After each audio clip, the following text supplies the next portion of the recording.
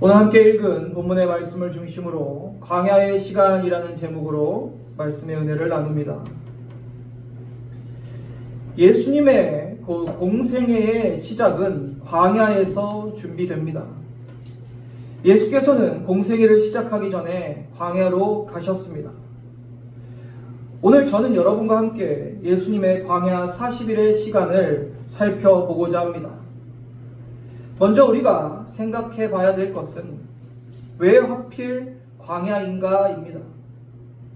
광야는 히브리 원어로 미드바르입니다.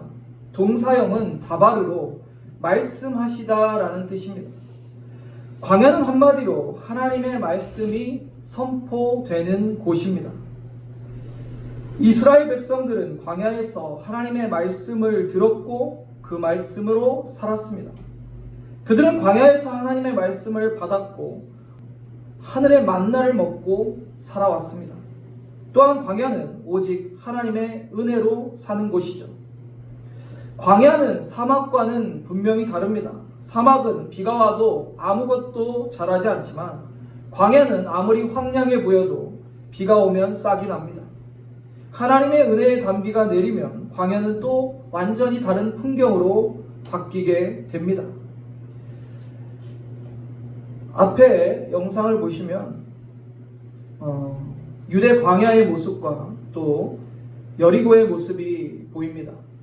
그리고 이 동그라미 쳐져 있는 부분이 예수님이 시험 받으셨다라고 보이는 이제 시험산이라고 우리가 얘기하는 곳입니다. 이 유대 광야에서 금식하시고 사단의 시험을 받게 되는데 이 시간 가운데 예수님께 어떠한 일이 있었고 또 우리가 깨달아야 될 영적 교훈은 무엇인지 함께 나누고자 합니다. 예수님의 그 40일의 시간, 그 예수님의 발자취를 함께 따라가 보고자 합니다. 본문 1절, 2절을 보시면 이렇게 기록되어 있어요. 그때 예수께서 성령에게 이끌려 마귀에게 시험받으러 광야로 가사 40일을 밤낮으로 금식한 후에 줄이신지라. 여기서 우리는 세 가지 단서를 알 수 있습니다. 첫 번째는 예수님께서 광야로 가실 때 성령께서 이끄셨다는 거예요. 두 번째는 40일의 시간 동안 그곳에 계셨다는 거죠. 그리고 금식하셨다는 것입니다. 먼저 성령에 이끌리셨다는 것은 광야의 시간은 전적으로 성령님이 이끄시고 성부와 성자와 성령의 상호 깊은 교통과 교제가 있었던 시간이라는 거죠.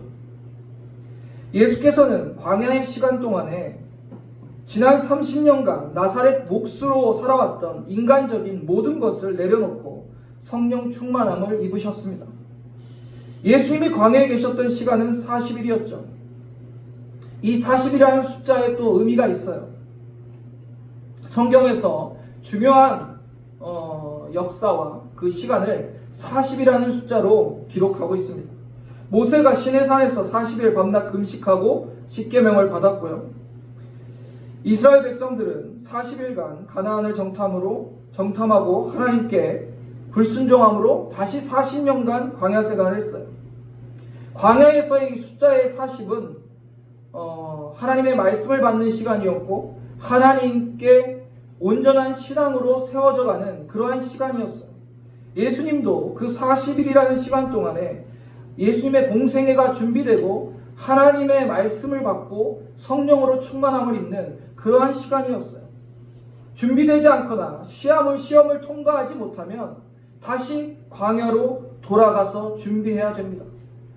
하나님은 이스라엘 백성을 광야로 이끄시어 그들을 낮추시고 오직 은혜로 말씀으로 살도록 광야에서 준비시켰죠. 가데스 바냐에서 불순종한 그들은 다시 광야로 돌아가서 준비하게 하셨습니다.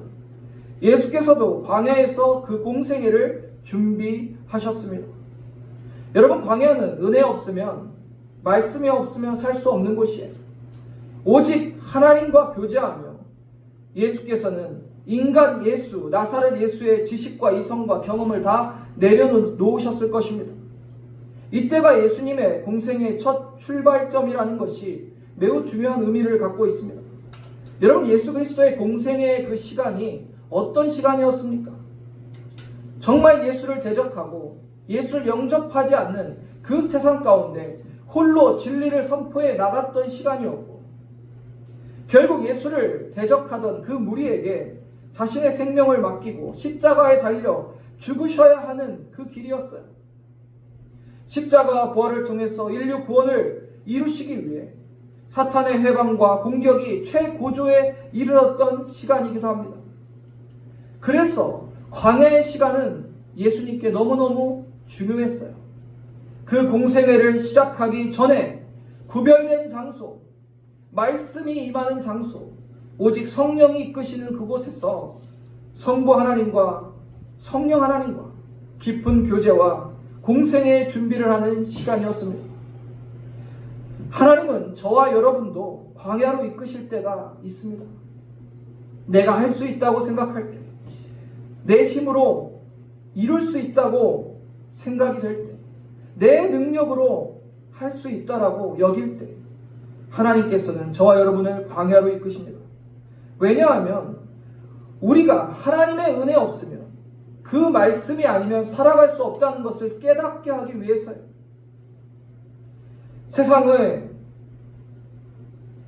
우리가 세상에서 살아가고 있지만 우리는 떡으로만 사는 것이 아니요 하나님의 말씀으로 살아야 되는 것을 깨닫게 하시기 위해 우리를 광야로 인도하시는 것입니다.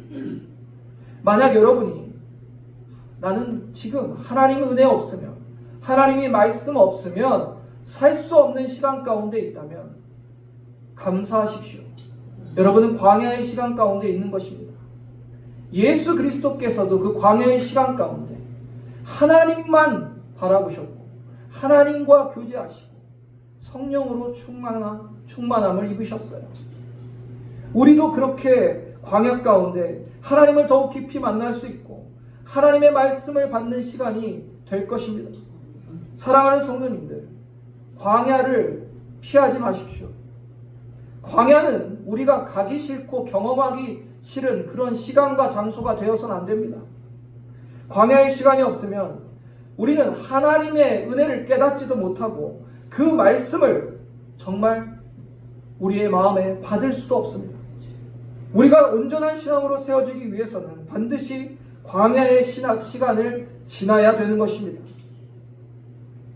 예수님처럼 광야의 시간 가운데 하나님과 깊이 교제하고 그 은혜를 덧입는 저와 여러분 되기를 소망합니다. 이제 광야의 시간 가운데 예수께서는 사탄의 시험을 받게 되시죠.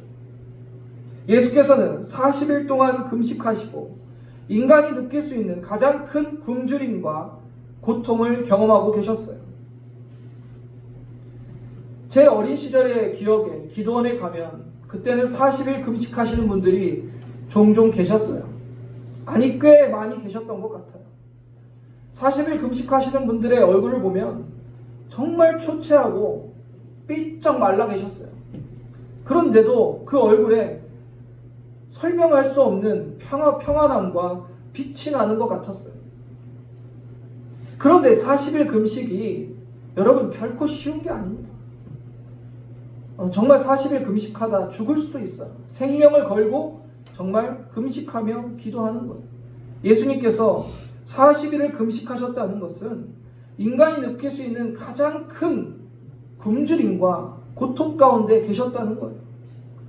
이때 사탄의 첫 번째 시험이 시작됩니다. 오늘 본문 3절을 보면 시험하는 자가 예수께 나와서 이르되 내가 만일 하나님의 아들이거든 명하여 이 돌들로 떡덩이가 되게 하라. 사탄의 이 시험은 이런 겁니다. 하나님께 순종하는 것보다 너의 생존을 우선시하라는 거야. 너 지금 배고프지? 너 정말 굶주려서 죽을 것 같지? 먹어야 되지 않겠냐? 네가 하나님의 아들이거든 이 돌들을 떡덩이가 되게 해서 먹으라는 거야. 여러분, 예수님이 돌을 떡덩이로 바꾸실 수 있는 분입니까? 없는 분입니까? 바꾸실 수 있는 분이세요. 하실 수 있는 분이에요. 사탄은 그걸 알고 있었죠. 그래서 예수를 시험하는 겁니다. 그때 예수께서 뭐라고 대답하셨습니까? 함께 읽어볼까요? 시작. 예수께서 대답하여 이르시되 사람이 떡으로만 살 것이 아니요 하나님의 입으로부터 나오는 모든 말씀으로 살 것이라 하였느니라 하시니. 아멘. 예수께서는요, 신명기 8장 3절의 말씀으로 사탄을 물리치십니다.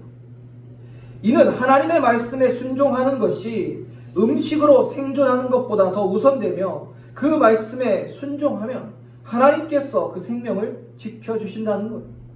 이스라엘 백성들이 광야에서 하나님께서 내리신 만나를 먹었습니다. 그 이유가 무엇입니까? 너희가 내가 주는 은혜로, 내가 주는 공급하는 것으로 살고 그 은혜를 깨달으라는 거예요. 그래서 지금 예수께서도 사람이 떡으로 사는 것이 아니라 하나님이 말씀하신 그 말씀으로, 그 은혜로 살아가야 된다는 것을 말씀하고 계시는 거예요.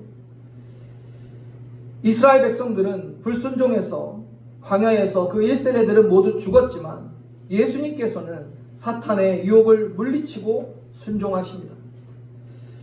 우리가 신앙생활 하면서 인간적인 욕구와 본능이 강할 때가 있어요. 하나님의 말씀보다 더 우선시 될 때가 있다는 것입니다. 쉬지 말고 기도하라 하셨는데 여러분 스스로 돌아보세요. 내가 정말 쉬지 않고 기도하고 있는지. 항상 깨어 기도하라고 했는데 내가 항상 깨어서 기도하고 있는지. 내가 기도하기로 결단했는데 피곤하다고, 힘들다고 기도의 시간, 기도의 자리를 지키는 것을 쉬어가고 있지는 않은지. 또한 하나님이 하나님과 재물을 겸하여 섬길 수 없다 말씀하셨는데 물질의 주인이 하나님이심을 내가 인정하면서도 내가 막상 하나님 앞에 물질 드릴 때는 아까워하는 마음이 나에게는 없는지, 그 믿음의 결단에서 되돌아간 나의 모습은 없는지 돌아보시길 바랍니다. 오늘날 사탄도 예수님께 시험한 똑같은 그 시험을 우리에게 합니다. 너 지금 힘들잖아. 너 어렵잖아. 너 피곤하잖아. 기도하지 마. 오늘 하루 쉬어도 돼. 너 지금 너 쓸 거 많잖아. 야, 그 헌금 한 주 안 한다고 큰일 나겠니? 11조 안 한다고 큰일 나겠니? 그냥 빼먹어도 돼. 이렇게 유혹해요. 그때 여러분이 예수님처럼 하나님의 말씀으로, 하나님이 이렇게 말씀하셨습니다. 하나님이 이렇게 말씀하고 우리에게 순종하라고 하셨습니다 라고 담대히 사단에게 물리칠 수 있겠냐는 거죠. 내 힘으로 이길 수 없습니다. 내 능력으로도 이길 수 없어요. 그러나 우리가 시험을 이길 수 있는 그 이름이 있어요. 그게 바로 예수 그리스도의 이름입니다. 이미 예수께서 이 시험을 이기셨기 때문에 여러분 그러한 시험이 와도 예수의 이름으로 물리치셔야 돼요. 사단아 물러가라. 그 권세를 우리에게 주셨어요. 우리의 능력과 우리의 힘이 아니라 능력이 되시고 힘이 되신 예수 그리스도, 그 이름의 권세를 우리가 명할 때 사탄은 물러가게 되는 것입니다. 요한복음 16장 33절에 이것을 너희에게 이르는 것은 너희로 내 안에 평안을 누리게 하려 함이라. 세상에서 너희가 환난을 당하라. 담대하라. 내가 세상을 이겼노라. 이미 예수님께서 이겼다 말씀하셨으니 우리는 무엇이 두렵겠습니까? 당당히 예수의 이름으로 사단을 물리치시는 저와 여러분 되기를 주님의 이름으로 축원합니다. 이제 두 번째 시험이 오늘 본문에 기록되고 있습니다. 사단은 예수님을 거룩한 성 예루살렘의 성전 꼭대기에 세우고 내가 만일 하나님의 아들이거든 뛰어내리라 라고 유혹합니다. 마귀는 자신의 주장을 정당화하기 위해서 시편 91편까지 인용합니다. 본문 6절을 보시겠습니다. 이르되 내가 만일 하나님의 아들이거든 뛰어내리라. 기록되었을 때 그가 너를 위하여 그의 사자들을 명하시리니 그들이 손으로 너를 받들어 발이 돌에 부딪히지 않게 하리로다 하였느니라. 여러분 기가 막히지 않습니까? 마귀가 성경을 인용해서 예수님을 시험하고 있는 거예요. 어쩌면 그 어떤 유혹의 전략보다 더 확실한 공격일 수도 있습니다. 말씀의 근거에서 시험하고 있지 않습니까? 사탄은 천사를 동원해서 안전을 지켜주시는 분이 이 성전에 거하는 하나님이시니 네가 하나님의 아들이라면 성전 꼭대기에 뛰어내려도 하나님의 천사들이 너를 받들어 주지 않겠느냐라고 지금 시험하고 있는 거예요. 맞는 말이죠. 하나님의 아들이십니다. 아니, 성자 하나님이세요. 그러나 사탄이 강과하고 있는 것이 있습니다. 예수님은 하나님이시라는 거죠. 그래서 그 어떤 존재도 하나님을 시험해서는 안 됩니다. 그래서 예수께서 7절에 이렇게 대답하십니다. 예수께서 이르시되 또 기록되었을 때 주 너의 하나님을 시험하지 말라 하였느니라 하시니. 교묘하게 말씀을 가지고 예수님을 시험하던 사탄이 예수님께서 다시 말씀으로 치명타를 입히십니다. 신명기 6장 16절의 말씀입니다. 통쾌하게 사단의 논리를 부숴버리신 겁니다. 하나님을 시험하지 말라 했는데 네가 감히 지금 나를 시험하느냐. 마귀는 자기 꾀에 자기가 넘어진 거예요.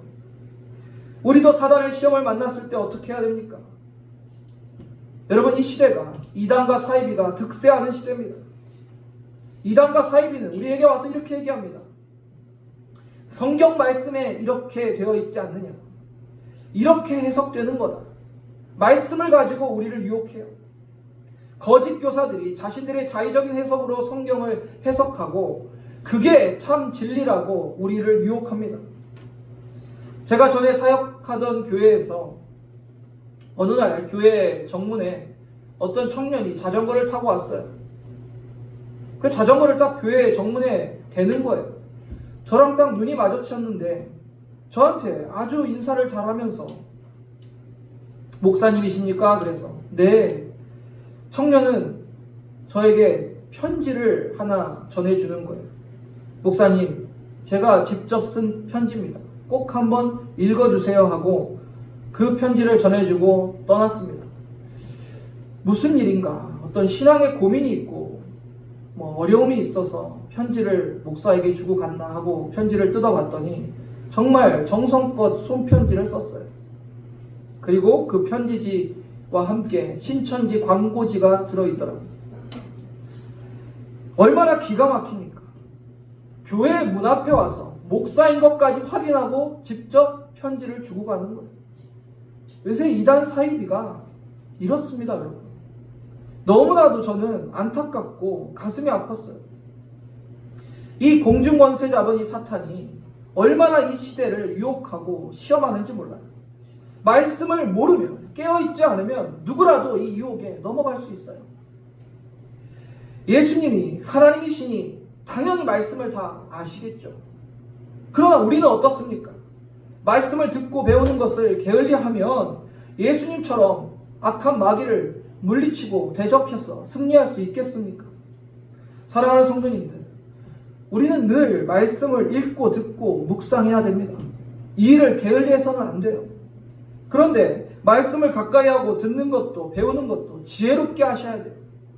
요즘은 시대가 좋아져서 여러분 그 스마트폰에 유튜브만 열면 얼마나 수많은 말씀들을 쉽게 들을 수 있는지 몰라요. 그러나 그만큼 이단 사이비의 거짓 설교와 거짓 정보들도 넘쳐나는 시대입니다. 또한 여러분, 이 시대에 설교 잘하는 목사님들이 얼마나 많이 계십니까? 유튜브 열어서 보시면 목사님들 설교들이 넘쳐나요. 그래도 제가 여러분께 권면하고 싶은 거는 되도록이면 본교회 목사 설교를 중심으로 들으시길 바랍니다. 내가 섬기는 본교회 목사님과 다른 교회 목사님 설교의 결정적인 차이가 뭔지 아십니까? 누가 설교를 더 잘하고 못하냐가 아닙니다. 아무리 부족한 설교자라도 여러분이 섬기는 교회의 담임 목사는 언제나 여러분을 위해 기도하며 말씀을 준비한다는 거예요. 여러분의 영적 상태를 늘 살피며 말씀을 선포한다는 거예요. 그게 결정적 차이입니다. 그래서 그 말씀 중심으로 신앙생활을 하는 것이 여러분 지혜로운 것입니다. 그리고 성경 공부도 엄한 데 가서 하지 마십시오. 성경 공부하자고 누가 우리 같이 말씀 공부하자, 성경 공부하자, 절대 따라가시면 안 됩니다. 본교회에 교육 과정이 있어요. 우리 교회 제자 훈련 과정이 있습니다. 그 제자 훈련에 들어오셔서 말씀을 배우고 훈련 받으셔야 되지. 어디 가서 받으신다는 겁니까? 그래서 늘 내가 섬기는 교회, 본교회 중심으로 신앙생활하면 여러분의 영적 건강이 유지될 수 있어요. 이단 사이비의 유혹으로부터도 안전할 수 있습니다. 그래서 매일 말씀을 읽고 묵상하고 성령의 조명하심을 받아서 그 말씀의 능력으로 사탄의 시험을 이기시는 저와 여러분 되기를 주님의 이름으로 축원합니다. 이제 사단의 세 번째 시험이 있습니다. 예수님을 지극히 높은 산으로 데려가 천하 만국의 영광을 보여줍니다. 그리고 사탄이 말합니다. 이르되 만일 내게 엎드려 경배하면 이 모든 것을 내게 주리라. 여기서 경배하면은 원어로 프로스퀴네오, 절하다 라는 뜻을 가지고 있습니다. 이 말은 예배의 대상하게 절하는 거예요. 오직 우리가 엎드려 절하고 예배할 분은 하나님 한 분이신데 지금 사탄이 자기에게 절하라고 예수님께 시험하고 있는 거예요. 네가 나에게 절을 하면 이 천하 만국을 너에게 주겠다라는 겁니다. 만약에 예수님께서 사탄에게 절하게 되면 사탄은 하나님으로 인정받는 그런 상황이 펼쳐지는 거예요. 사탄은 그것을 이용해서 지금 예수님을 시험하고 있는 것입니다. 사탄이요, 가만히 그 이야기의 주장을 보면 이 세상이 자신의 것이라고 주장하고 있습니다. 그러니 자신의 것을 자기가 원하는 자에게 줄 수 있다라고 주장하는 거죠. 오늘 본문의 평행 본문인 누가복음 4장 6절을 보면 이렇게 기록되어 있습니다. 이르되 이 모든 권위와 이 영광을 내가 내게 주리라. 이것은 내게 넘겨준 것이므로 내가 원하는 자에게 주노라. 사실 사탄은 죄로 인해서 이 타락한 세상의 권세를 잡고 있는 것이 맞습니다. 죄로 인해서 타락한 세상에 공중 권세 잡은 것은 사탄이 맞지만 하나님의 심판 전까지 한정적으로 제한적으로 그 권세를 누리는 거예요. 결코 사탄은 심판을 피해갈 수 없습니다. 엄연히 따지면 하나님이 다스리시는 이 세상 가운데 지금 사탄이 그 죄를 이용해서 불법적 치리를 하고 있는 것입니다. 이 사탄의 시험에 예수님은 어떻게 대응하셨을까요? 어쩌면 사탄의 말대로 지금 나에게 넘겨진 이 세상의 그 권리를 나한테 한 번 절하면 너에게 줄 수 있다라는 게 타당한 주장일 수도 있어요. 예수님이 사탄에게 한 번만 절하면 십자가의 그 길을, 그 고난의 길을 안 가실 수도 있을 거라 생각이 들 수도 있어요. 그러나 예수님은 그렇게 하지 않습니다. 오늘 본문 10절을 보시면 이렇게 말씀하시죠. 이에 예수께서 말씀하시되 사탄아 물러가라. 기록되었을 때 주 너의 하나님께 경배하고 다만 그를 섬기라 하였느니라. 이에 마귀는 예수를 떠나고 천사들이 나와서 수종드니라. 예수님 역시 마지막까지 말씀으로 물리치십니다. 신명기 6장 13절의 말씀이죠. 예수님의 결연에 찬 명령이었어요. 예수께서 기록된 하나님의 말씀으로 사탄을 물리치십니다. 예수께서는 하나님만이 예배의 대상이며 오직 하나님만을 경배하라 말씀하십니다. 이는 하나님 외에 어떤 것도 경배의 대상이 될 수 없다는 주님의 말씀인 거죠. 결국 사탄은 예수님의 이 말씀으로 물러갑니다. 여러분, 제가 서두에 말씀드렸듯이 광야는 하나님의 말씀이 선포되는 곳이었어요. 보십시오. 지금 사단의 시험 가운데 천둥처럼 하나님의 말씀들이 선포되고 있고 그 말씀으로 사단은 쫓겨갑니다. 그 말씀의 능력으로 예수께서 사단을 물리치셨어요. 예수님의 광야의 시간은 하나님의 말씀으로 충만했습니다. 어떠한 시험이 와도 그 말씀이 있기에 사단의 모든 시험은 실패하고 떠나가게 된 것입니다.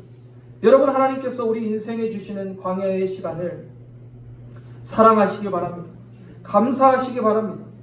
그 시간이 있어야 하나님과의 깊은 만남이 있을 수 있고, 무엇보다 우리가 세상의 것을 내려놓고 하나님만을 바라보고 생생한 하나님의 말씀을 들을 수 있습니다.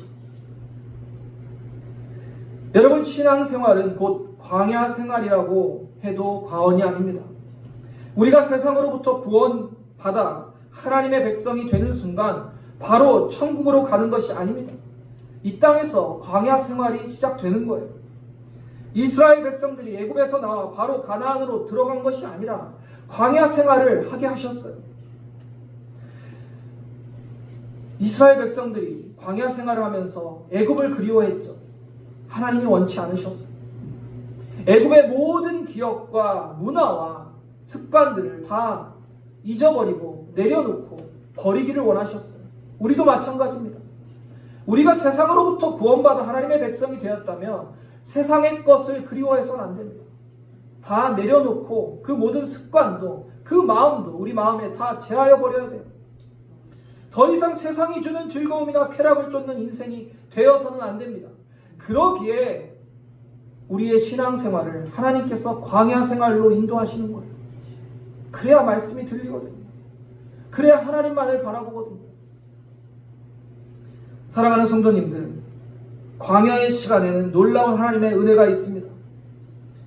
특별히 오늘날 우리가 신앙생활할 때 그 광야의 생활 가운데 하나님이 주신 가장 큰 은혜는 바로 예수 그리스도이십니다.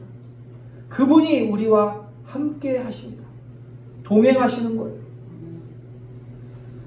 그래서 예수님이 우리의 광야 시간 가운데 함께 계시기 때문에 우리는 광야의 시간 가운데서도 기뻐할 수 있고 평안을 누릴 수 있고 감사할 수 있는 거예요.